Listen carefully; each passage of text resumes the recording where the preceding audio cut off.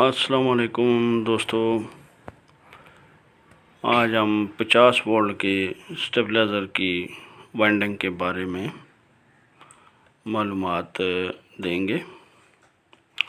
یہ 50 وولٹ کے اسٹیبلائزر کے ٹرانسفارمر کا فارمولہ ہے۔ یہ 2.5 کی EI ٹیپ کور کا فارمولہ ہے۔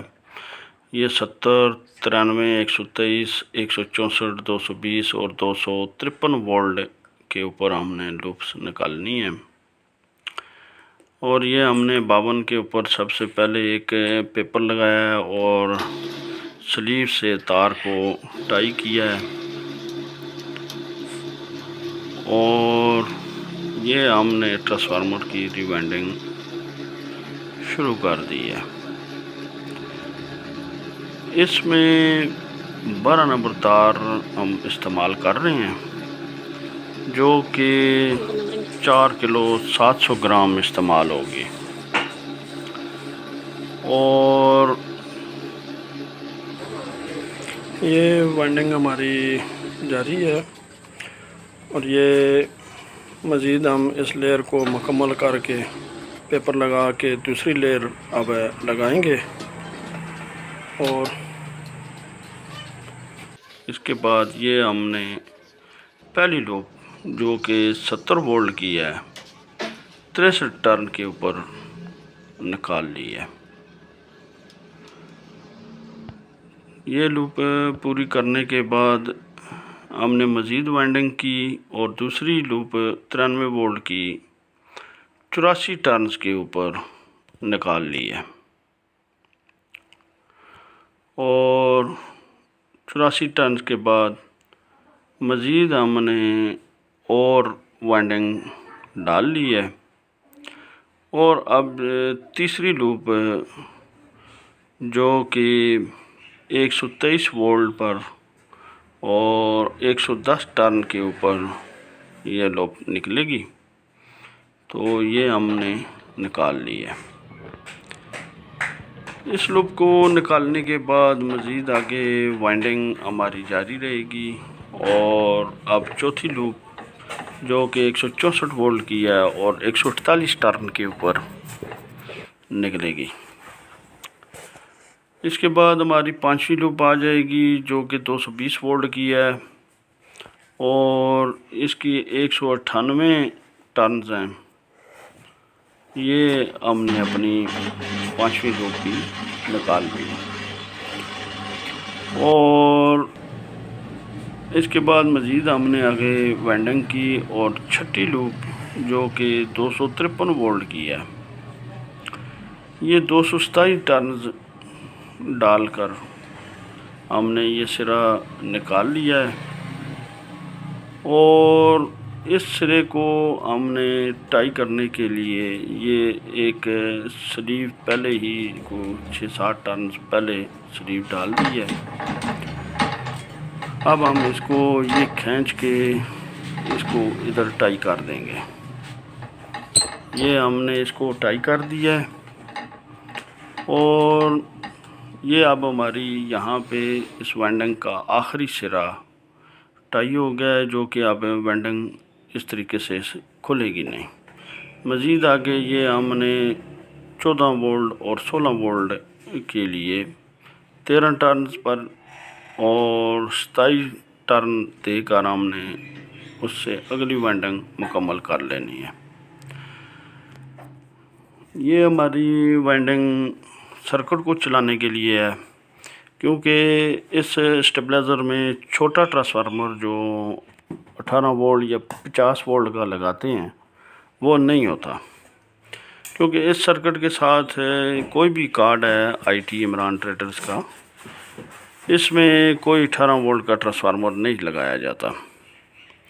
کسی بھی ٹرانسفارمر میں، چاہے وہ 50 کا ہے، چاہے وہ 80 وولٹ کا ہے، چاہے وہ 100 وولٹ کا ہے، چاہے وہ 150 وولٹ کا ہے، یہ بغیر چھوٹے ٹرانسفارمر کے یہ سرکٹ آپریٹ ہوتے ہیں۔ تو یہ ہم نے 50 وولٹ کی ریلے ڈالی ہیں، اور اس کے کنیکشن کچھ اس طرح سے ہیں۔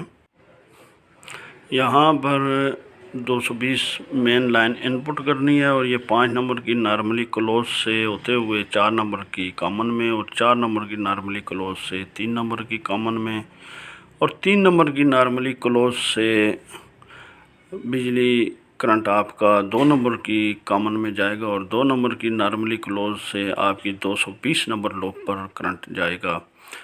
یہ یہاں سے 220 یا کوئی بھی وولٹ آئیں گے وہ تمام رلے کے سیریز سے ہوتا ہوا یہ 220 وولٹ کی لوپ کے اوپر پہلا جھٹکا آئے گا، جو بھی آئے گا وہ 220 کی لوپ پر ہی آئے گا۔ تو 220 پہلی رلے کے نارملی اوپن کے اوپر کنٹیکٹ ہوگی ایک تو، اور دوسرا 2 نمبر کی نارملی کلوز پر ہوگا اس کا کنیکشن۔ اور یہ جو 253 وولٹ کی لوپ ہے یہ 1 نمبر رلے کی نارملی کلوز ہے، وہاں پر بھی لگے گی، اور یہ آپ کے رلے کی تمام کنیکشنز ہیں۔ ہم نے جو رلے کی وائرنگ کی ہے اس کو یہ تار ڈالی ہے، اور وائرنگ کے لیے ہم نے اس تار کا استعمال کیا ہے۔ یہ کاپر کی تار ہے اور یہ انسولیٹڈ ٹن کوٹڈ ہوئی پڑی ہے، اور اس کو یہ تھمبل لگا کے ہم نے مختلف کنیکشنز کیے ہوئے ہیں۔ اور یہ اب ہم ٹرانسفارمر کو چیک کرتے ہیں، یہ ہم اس کو کرنٹ دے رہے ہیں، چیک کر رہے ہیں کہ اس کو سپلائی مل رہی ہے کہ نہیں۔ یہ ہم نے سپلائی دی، اور اب ہم اپنے ٹرانسفارمر کے امپیر چیک کرتے ہیں کہ ہمارا ٹرانسفارمر کتنے امپیر لے رہا ہے ان لوڈ 220 کے اوپر۔ یہ ہم نے امپیر میٹر آن کیا اور یہ تار میں اس کو ڈال دیا ہے، تو یہ ہمارا میٹر بالکل 000 پر ہے، کوئی امپیر خود کنزیوم نہیں کر رہا، حالانکہ مارکیٹ سے لیے گئے اسٹیبلائزر 2 امپیر یا 3 امپیر کا کرنٹ خود کنزیوم کر رہے ہوتے ہیں۔ تو یہ آپ کو دکھانے کے لیے کہ ہم نے اسی ٹرانسفارمر کو کرنٹ دیا ہے۔ تو یہ جو سرکٹ کو چلانے کے لیے 14 وولٹ کی وائنڈنگ ہے اس کو کراس کر رہے ہیں، اور یہ 16 وولٹ کی ہے۔ تو یہ باقاعدہ ٹرانسفارمر آپریٹ ہو رہا ہے، اور اس ٹرانسفارمر کے اپنا کرنٹ 0 ہے۔ یہ نارملی حالات میں کوئی کسی قسم کا ہمارے کسٹمر کے اوپر بجلی کے بل میں بوجھ نہیں ڈالے گا۔ حالانکہ مارکیٹ کا اگر کوئی 2 امپیر لے رہا ہے تو وہ 440 واٹ 24 گھنٹے کھا رہا ہے، اور اگر کوئی 3 امپیر لے رہا ہے تو وہ 660 واٹ کا 24 گھنٹے لوڈ کسٹمر کے اوپر ڈال رہا ہوتا ہے۔ اور یہ سرکٹ ہے 50 وولٹ کا، اس کو ہم اب ٹرانسفارمر کے ساتھ اس کے تمام رلیوں کے ساتھ بھی کنیکشن کرتے ہیں۔ پہلے کچھ آپ کو بتاتے ہیں اس کے کنیکشنز کے بارے میں۔ یہاں پر آپ نے فیڈ بیک دینی ہے، یعنی کہ 220 دینی ہے، جو کہ اسٹیبلائزر کی آؤٹ پٹ کی طرف سے آ رہی ہے، اور یہ رلے کی آؤٹ پٹ ٹائمر کی رلے ہے۔ یہ رلے نمبر 1 ہے، یہ 2 3 4 5، اور اس سے آگے یہ کامن ہے۔ یہاں پہ آپ نے جو تمام رلے کا ایک سرا جوڑا ہوا ہے اس کی تار کنیکشن لگے گی۔ اب ہم سرکٹ پہ یہ کنیکشن لگا دیں گے۔ یہ اس میں ایک ٹرانزسٹر استعمال کیا گیا ہے X1360 ٹرانزسٹر۔ یہ ٹرانزسٹر 4 امپیر کا ہے، 1360 ٹرانزسٹر ہے، اور یہ ٹرانزسٹر دونوں رلے جو F62 اور F65 ہیں ان دونوں کو چلانے کی صلاحیت رکھتا ہے۔ یہاں پہ آپ نے 14 وولٹ کی وائنڈنگ دینی ہے، اور 35 وولٹ کی جگہ پہ 30 وولٹ کی، اور ادھر آپ نے نیگیٹو گراؤنڈ کر دینی ہے۔ یہ جو ہم نے وائنڈنگ ڈالی ہے سرکٹ کو آپریٹ کرنے کے لیے، یہ وائنڈنگ آپ نے یہاں پہ لگانی ہے۔ اور اس سرکٹ میں یہ فیڈ بیک ہے، یہ MOC ہے، MOC سے IC کو کنٹرول کیا جا رہا ہے۔ 250 سے اوپر جائیں تو یہ یہاں پہ آپ نے کوئک سوئچ آن ہے، یہ ویریبل ہے، یہاں سے آپ نے ٹیوننگ کرنی ہے، اور یہ ساتھ ہی 100 اوم کی ریزسٹنس لگی ہوئی ہے، اور یہ آپ کا 7812 ہے۔ 78-12 वोल्ट कम करके 12 वोल्ट आउटपुट दे रहा है 78-5 को, और 78-5 12 वोल्ट को रेगुलेट करके आईसी को दे रही है। क्योंकि ये आईसी 5 वोल्ट पर चलती है, सॉफ्टवेयर की आईसी है, और ये 560 ओम की रेजिस्टेंस है। ये 78-12 के सीरीज़ में लगी हुई है, जो उसको 12 वोल्ट इनपुट मिल रही है 12 से 18 वोल्ट की। तो ये हमने जो वाइंडिंग डाली है, अब हम वो चेक करते हैं क्या आया हमारी वाइंडिंग दुरुस्त है। ये हमारी 14.5 वोल्ट की वाइंडिंग है, और दूसरी 15.5, यानी कि दोनों को मिला के हमारी 30 वोल्ट की वाइंडिंग होनी चाहिए। तो ये हमारी 30 वोल्ट पूरे हैं। अब हमने जो रिले लगाई हैं उनको कनेक्शन चेक कर लेते हैं क्या आया हमारे कनेक्शन रिले के ठीक हैं, रिले ऑपरेट हो रही हैं या नहीं। ये 3 नंबर और इसके बाद ये 4 नंबर और ये 5 नंबर रिले है। हमारी तमाम रिले के कनेक्शन दुरुस्त हैं। अब हम इन सब तारों को, इन कनेक्शन को तरतीब वाइज सर्किट में लगा लेंगे, जैसे कि हमने बताया। ये नेगेटिव वही फीडबैक वाली, और पॉजिटिव आपने 1 नंबर की कॉमन आउटपुट से लेना है, टाइमर से नहीं। तो ये यहाँ पे कैपेसिटर, यहाँ पे 100 ओम की रेजिस्टेंस थी, वो हमने चेंज करके 220 की कर दी है। और ये वो ख़ास जगह है जो कनेक्शन आपका एमओसी से आईसी को आ रहा है। ये 250 से वोल्ट ऊपर जाएंगे तो ये बार बार आपकी स्टेबलाइज़र को, ये एमओसी आईसी को प्रोग्राम दे के बंद कर देती है। लिहाजा आप इस कनेक्शन को यहाँ से काट दें, क्योंकि आपके जो इलेक्ट्रॉनिक्स के आलात लगे हुए हैं वो बार बार ऑन या ऑफ़ होंगे, तो उस वजह से ख़राब हो जाते हैं। तो इसको काट दें, कोई इतना बड़ा मसला नहीं है।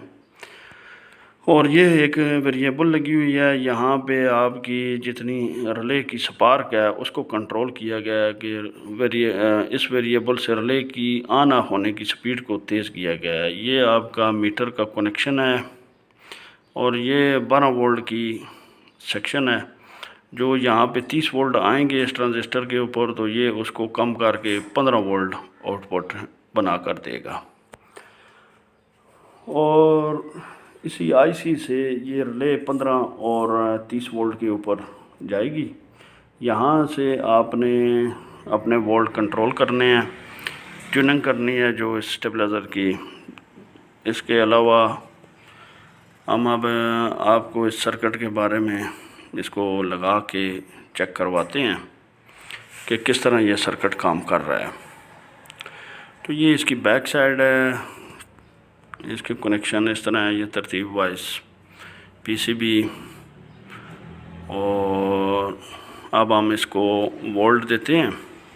ये हमने स्टेबलाइज़र को वोल्ट दिए हैं, और स्टेबलाइज़र को वोल्ट देकर हमने अपनी जो वेरिएबल सप्लाई है, वैरिक जिसको कहते हैं, उसको 220 पर करेंगे। और इस स्टेबलाइज़र को ये यहाँ से शॉर्ट करके टाइमर को ऑन कर लेंगे। ये हमारा टाइमर टाइम डिले से शॉर्ट हो गया है, जल्दी ऑन हो गया है। और इस वेरिएबल से अब हम ट्यूनिंग करेंगे। अब हम सबसे पहले अपने पास जो हमारी वेरिएबल है, उसके जो वेरिएबल वैरिक सप्लाई है, उसके 220 वोल्ट पर उसको लेकर आएंगे। तो ये इनपुट दी है जो स्टेबलाइज़र की इनपुट है उसको, और हमारा जो वैरिक है, ये वैरिक है हमारी वैरिक सप्लाई। इसमें एक तरफ एसी वोल्ट हैं, और जो सीधे हाथ पर है यहाँ पर डीसी वोल्ट कंट्रोल होते हैं। तो ये अभी हम उस 220 के साथ इनपुट को 220 एडजस्टमेंट कर दिया है दोनों को।